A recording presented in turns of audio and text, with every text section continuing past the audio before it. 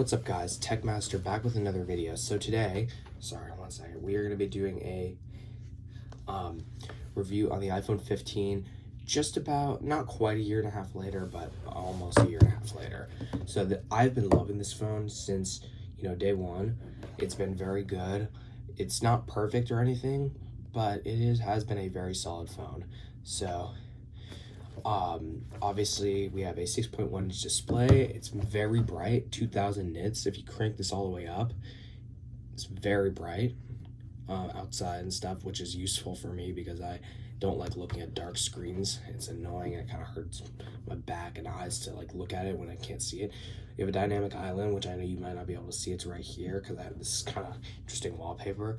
We have internally we have an A16 Bionic chip with 6 gigs of RAM. Doesn't have Apple Intelligence, unfortunately, but that's fine. We also have a 60 hertz refresh rate. That's another downside with this phone. Doesn't even have 90 hertz because Apple just doesn't want to add it. And yeah, but obviously this phone does that. With those downsides, I don't think it's a bad phone. We also have, a lot of other different changes and stuff. We have USB-C and all that stuff. So obviously this phone's it's not perfect or anything, but it has been holding up really well.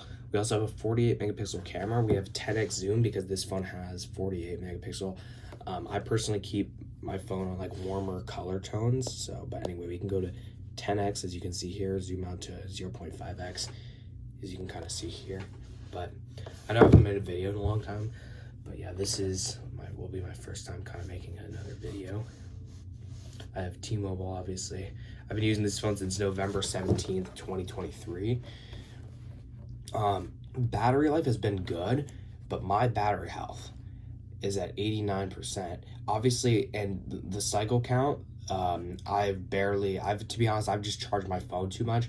So the way I kind of charged it kind of screwed up the battery a little bit. Totally fine. This phone doesn't, had some battery issues, and also iOS 18.2 or 18.3.2, which I'm currently on, doesn't have great battery life either, but overall still lasts me throughout the day. That's what I care about personally for the things that I do on my phone. I don't care if it doesn't last 10 hours or whatever. I just need to make me through the day, and this phone still gets me through the day. My iPhone 12 literally lagged and it lasted 3 hours, so I could not use that phone. This phone fixes pretty much every single issue, including battery life. So even though my old phone was at 90% when I replaced it with this phone's lower than that. It's at 89%, probably going to go to 88 soon. I don't know. But anyway, this phone's battery life is still perfectly okay. And for the things I use it with, it's still okay. So obviously, and this phone charges really fast too. I have a USB-C cable plugged into it right now. But anyway, but yeah, overall this phone's held up very well, I'd say.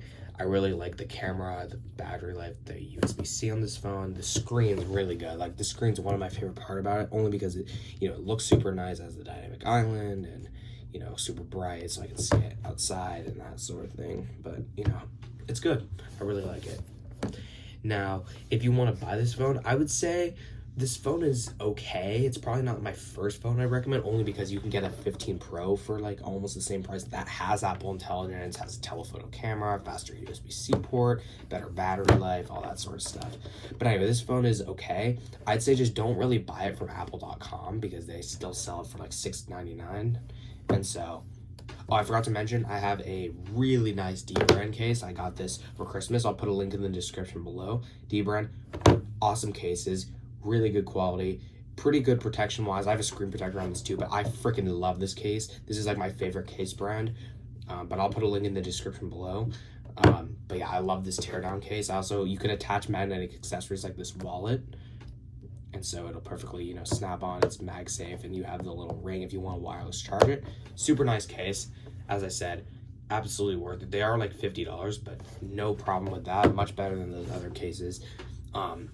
But yeah, overall, I'd say this phone is very good. Still, again, not my first choice phone to recommend, only because it doesn't have Apple Intelligence, and but with that said, if you can buy this phone for a lot cheaper than the 16E or something, this is a better phone in a lot of areas than the 16E. The 16E has better battery life. It does have the A18 chip, which gives it Apple Intelligence, versus this phone doesn't have it.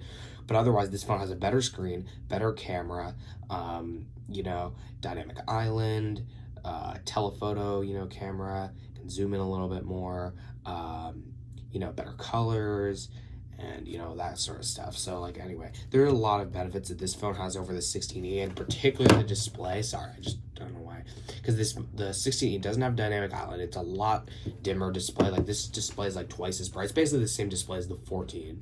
The 16e has the base iPhone 14, not the 14 Pro. This has the same display as like the 14 Pro, except without 120 hertz. But the 16e has like the same display as the 14. So the 14 did not have an amazing display. It was basically the same as the 13. So anyway, overall, I'd say if it comes to this and the 16e getting this for cheaper, I'd say do it. But overall, I'd probably buy a 15 Pro, or you know, any of the new iPhone 16 regular models, or like the 15 Pro Max or something like that. And then that's probably what I'd recommend.